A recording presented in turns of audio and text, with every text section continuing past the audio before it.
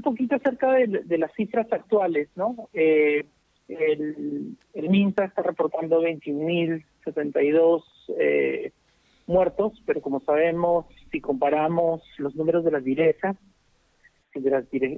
regionales de salud, estamos viendo alrededor de 28.237 muertos, ¿no? Es una diferencia de 7.000 muertos ahí. Esto es aparte de las cifras que conocemos del CINADEF, ¿no? Que ahí ya estamos en 50.000.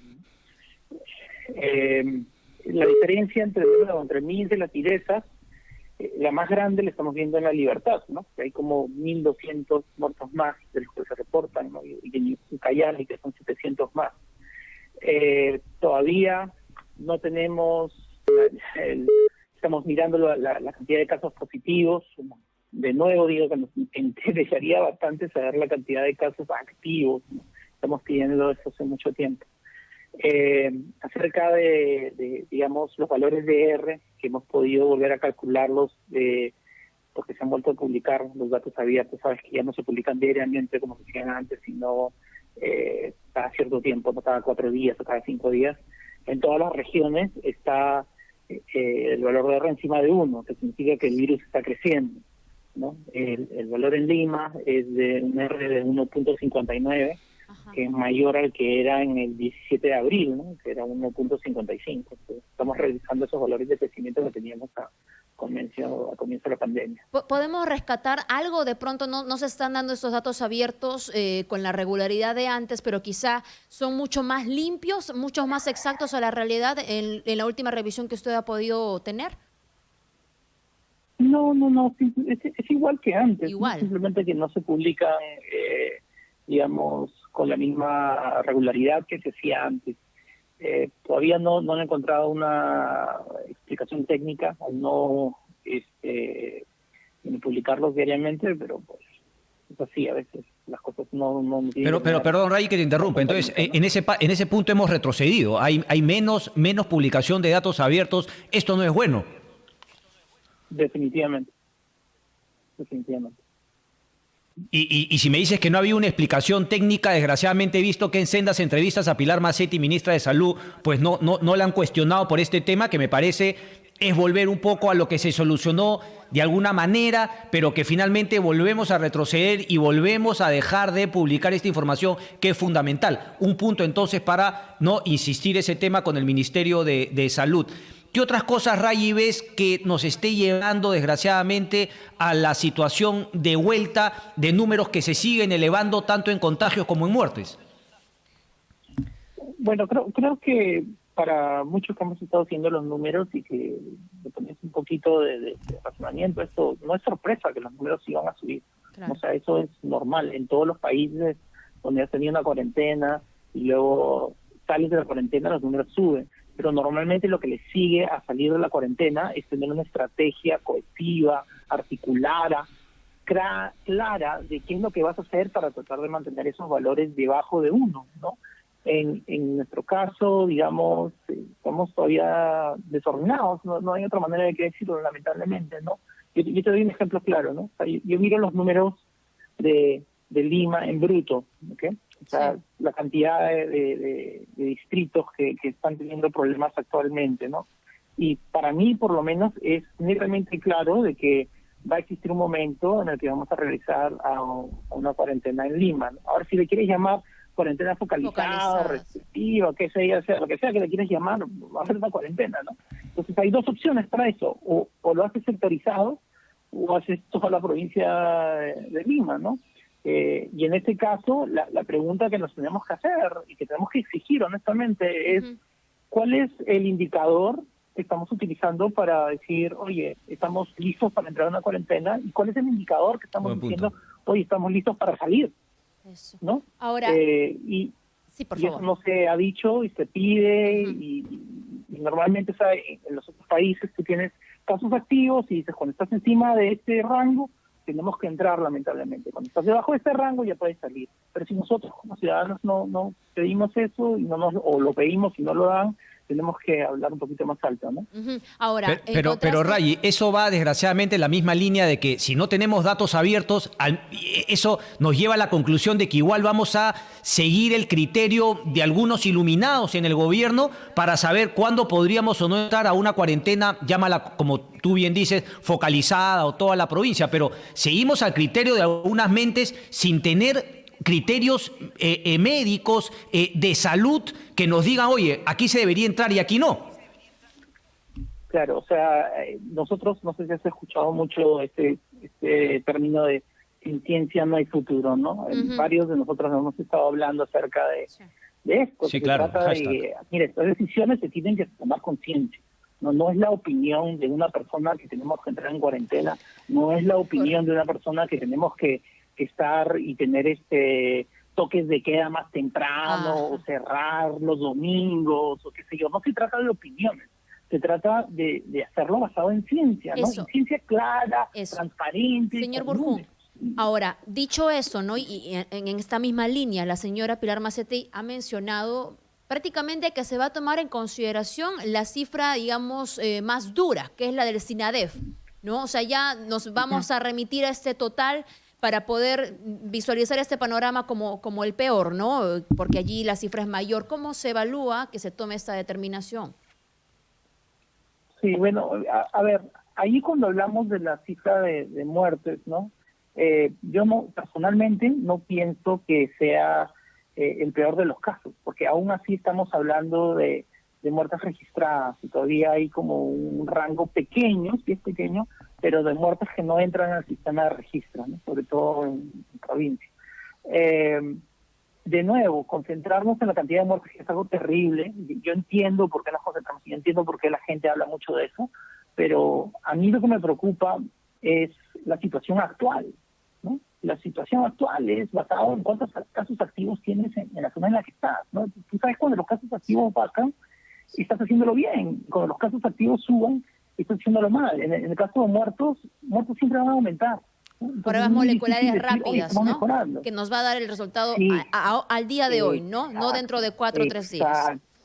Exactamente. Entonces lo que queremos son ya dejar de utilizar las pruebas serológicas, realmente tomarnos en serio y utilizar las pruebas moleculares rápidas. Por ejemplo, el proyecto que tenía Ed Málaga, ¿no? Sí. De estas pruebas moleculares rápidas.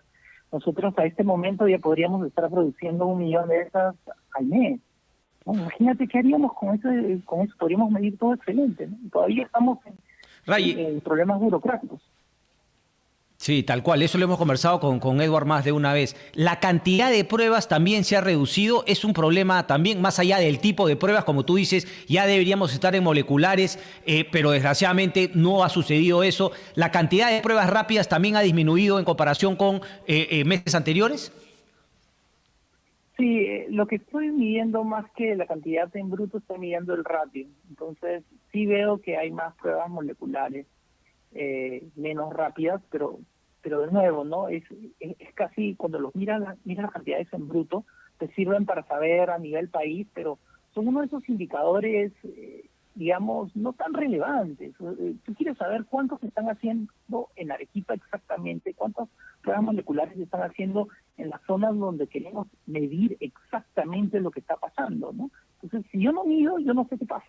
Y si mido con pruebas serológicas, no te puedo decir que sé exactamente lo que está pasando, ¿no? Es ciencia, ¿no? Se trata de transparentar estas cosas y utilizar las técnicas que funcionan en el resto del mundo.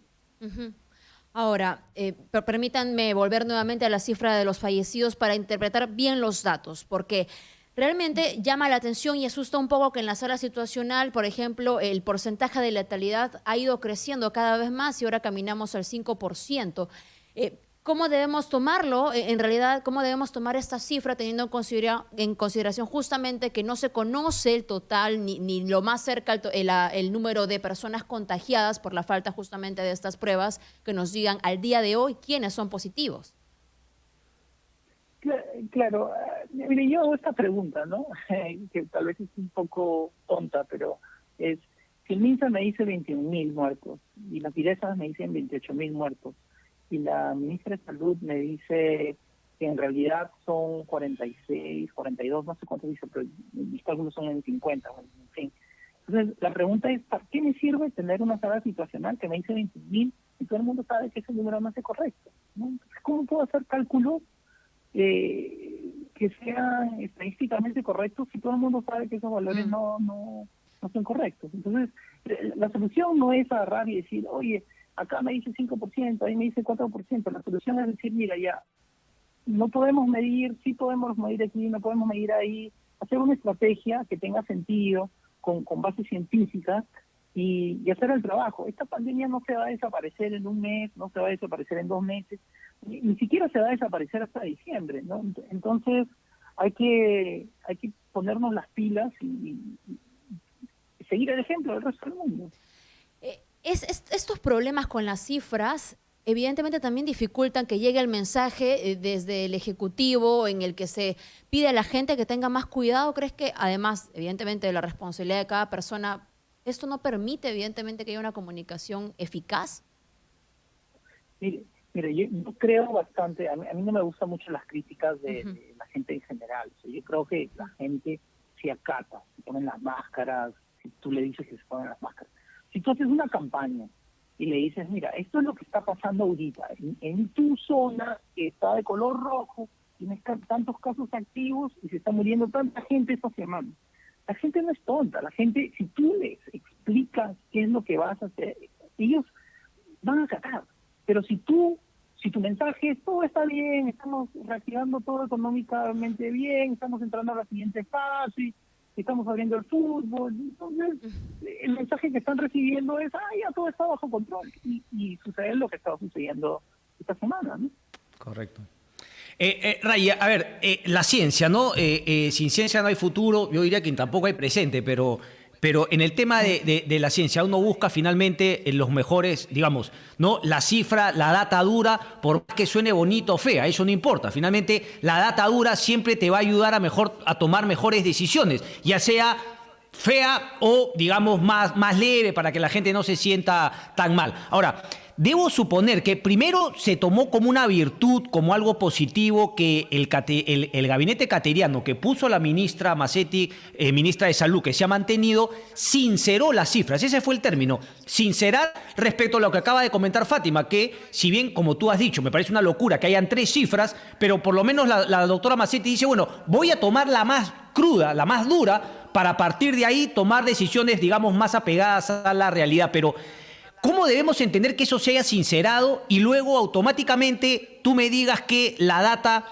ya no este tema de los datos abiertos ya no se publica como antes todos los días, sino 4 días? ¿Podríamos suponer que hay la intención de ya no sincerar, sino de volver de alguna manera a, como tú dices, pintarle pajaritos a la gente? Por un temor quizá a no frenar la reapertura económica. Cuando tú me corregirás, yo diría que más posibilidades de hacer una reapertura económica exitosa es teniendo la cifra real. Y si es dura, bueno, enhorabuena, yo necesito cifras duras para que la reapertura económica sea exitosa, y si miento, pues no va a ser exitoso y los números van a elevarse. Sí, mira, a ver, les voy a ganar enemigos por decirlo de esta manera, ¿no? Pero, digamos, el sinceramiento de las cifras fue algo donde muchas personas estábamos viendo la diferencia del SINADEF y era algo irrefutable. No es que haya una nueva un nuevo gabinete y han querido crear transparencia, bla, bla. No ha sido así. Ha sido simplemente, oye, mira, esta es toda la cifra del SINADEF, el Financial Times en el extranjero está publicando, muchos estamos haciendo los cálculos, es irrefutable, simplemente no queda otra opción que aceptar esa situación, ¿no? Lo que estamos viendo, sí, lamentablemente, es que hay datos que no se están publicando, hay datos que estamos diciendo que se publiquen, y en vez de aumentar la cantidad, estamos reduciendo la frecuencia en la que se están publicando. Entonces, yo lo veo como algo problemático, que ojalá sea simplemente temporal.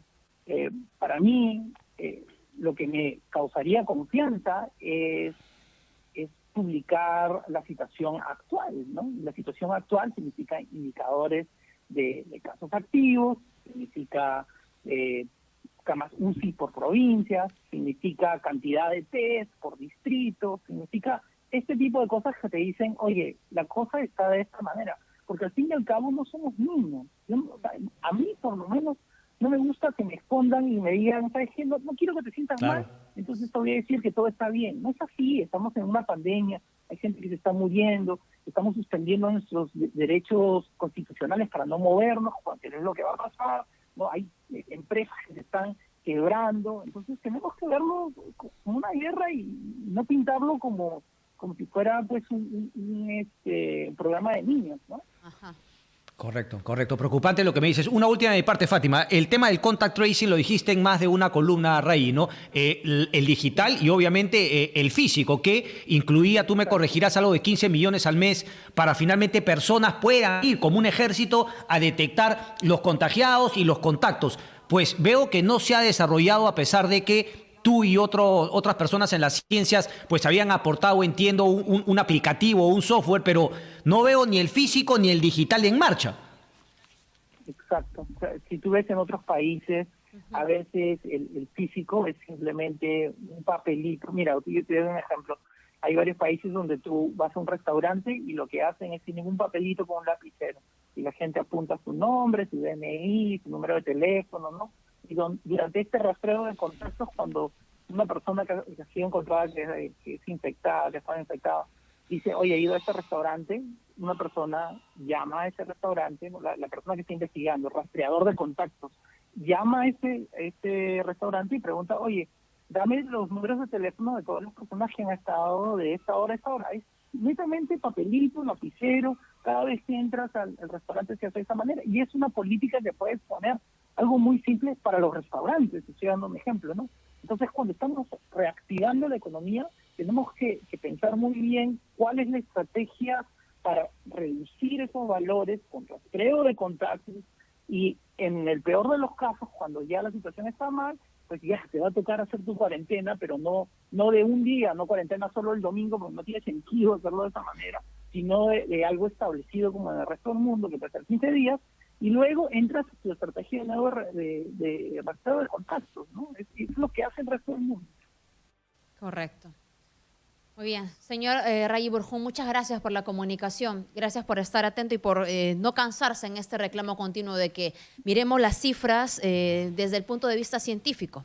Muchas gracias. Claro, en esto estamos todos. Gracias. Gracias a ustedes.